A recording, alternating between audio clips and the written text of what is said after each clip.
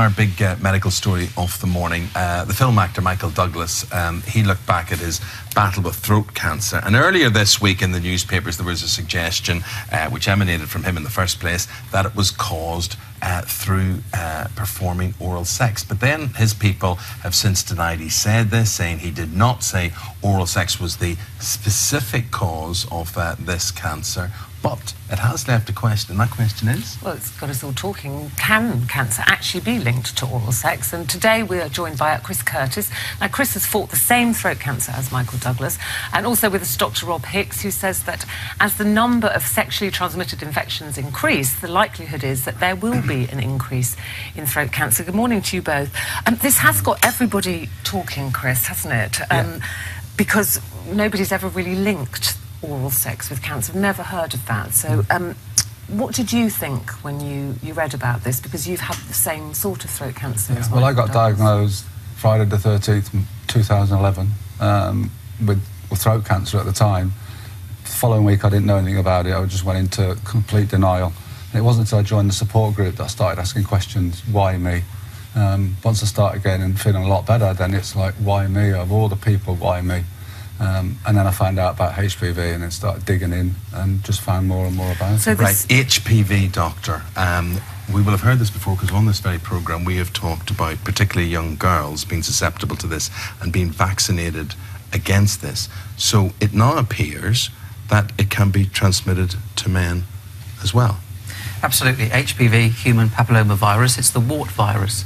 So it's the family of viruses that cause verrucas on the feet, warts on the hands, but we've got high-risk versions, high-risk types 16 and 18, which are responsible for the majority of cases of cervical cancer, and indeed are found in lots of the throat cancers, and indeed, you know, Chris is an example of this. So I don't want to worry people who say who might be diagnosed with genital warts, for example, another, different strains cause those, but I think it's something that we do need to think about, and we've been talking a lot about it this week in healthcare, the way that we can protect people and indeed reduce the risk of these. Vaccinate or abstain from? Yeah, on the one hand, the ideal way of preventing transmission of this virus, which is through contact, or sexual contact, is through abstinence, isn't it? But we're not going to ever achieve that in reality. So we're thinking of protective yourself with condoms, certainly making it less likely that the virus will keep hold by not smoking, for example. We know that in the mouth, HPV is more likely to develop an infection if somebody is a smoker. So there's lots of different ways of addressing this.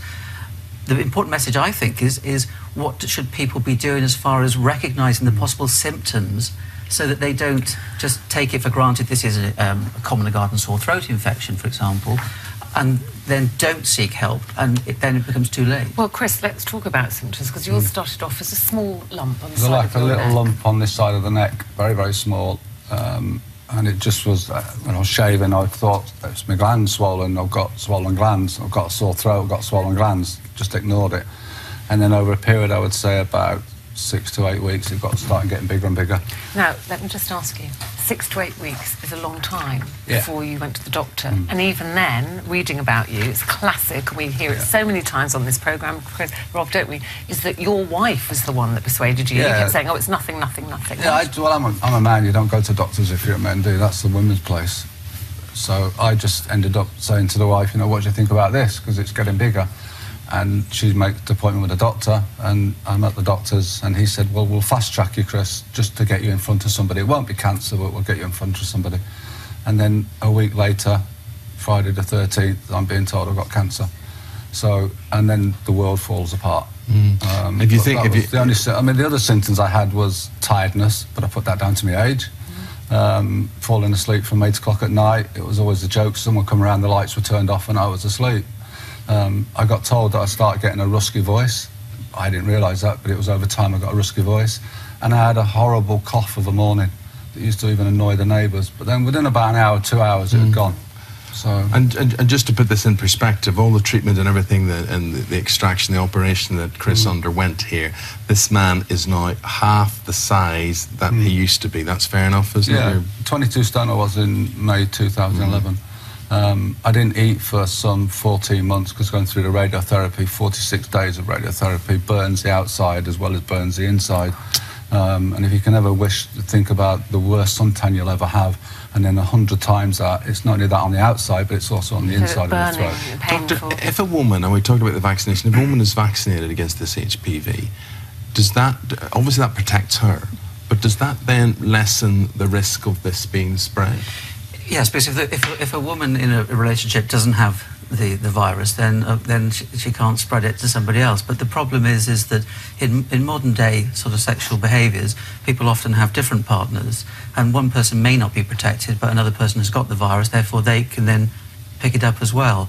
I think, you know, what Chris highlights is that not only that men are slow to go to the doctors, but women get this problem as well. But if you've got a sore throat that's lasting more than 3 weeks, if you've got earache that's lasting more than 3 weeks, if you're having difficulty swallowing, if you've got a lump in the neck, if your voice has changed, go along and get a checkup. Now, the reality is, for the most part, that won't turn out to be throat cancer.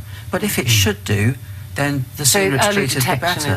Is imperative. But what about, you're talking there about vaccinations and spreading it, you know, why don't they vaccinate boys then? So we vaccinate girls. If it's passed between the two, why are we not vaccinating young boys? And Australia now are vaccinating boys and men against HPV, and I know that in health circles within the UK it's being discussed, because, you know, we mustn't forget that also the vaccination that's used to help protect girls from cervical cancer also protects them from genital warts as well. And I work in a sexual health clinic, and we see lots and lots of men and women with this infection also. So by vaccinating, you're protecting people, the girls at the moment, not just from cervical cancer, but also from genital warts. Now, there will be a knock-on. If you protect the girls, then the boys will automatically are less likely to be exposed. But in the meantime, until we reach levels of vaccination where protection is very, very good, called herd immunity, then I think it's something that really needs to be considered, that we think about the boys and indeed the men as well. And Chris, had you linked oral sex with cancer before you heard about Michael Douglas? Had you looked into that? Never. No, it's just something I'd never even thought about. But the trouble is, it's not just oral sex. You can transfer it by skin-to-skin touching. You can transfer it through kissing. If you've got it on your hands and you touch someone near the mouth, you can do it that way. Well, I don't want people thinking that it's a horrible sexually transmitted disease, because it's not. And you know, it's not. But it's the same with warts or anything. People get very embarrassed and think, oh, you know, I wasn't doing anything untoward. You can catch it by having one partner all your life. You haven't got to be someone that has multi-partners. Okay, well, thanks, guys, very much. Anything you want to say, Doctor? I just want to say, I think that the major risk factors for throat cancer: smoking and excessive alcohol consumption. And have a checkup with your dentist, who can have a jolly good look around your mouth and try and spot those signs. Well, what I would say is, I never smoked in my life. I've never smoked, and I've never been a drinker. Yeah, it still happens to me. So just because you drink and smoke, or you don't, you just still get checked up. I must say, my dentist's very good about checking my mouth for various things, and he often says to me, what's that, and it's always that Ruth's made the tea too hot. It's true, it's true. I say to him, you're lucky you get your tea made. No, but you know my view on hot tea. I bet you the doctor has a view on hot tea. Tea should not be so hot that it burns the roof. I never criticise the person who's making a cup of tea for me. I think you're least of your worries. And Chris, keep well. You look very well, my friend. Bit drastic, you know, getting your weight down, but look at all the benefits with that as well.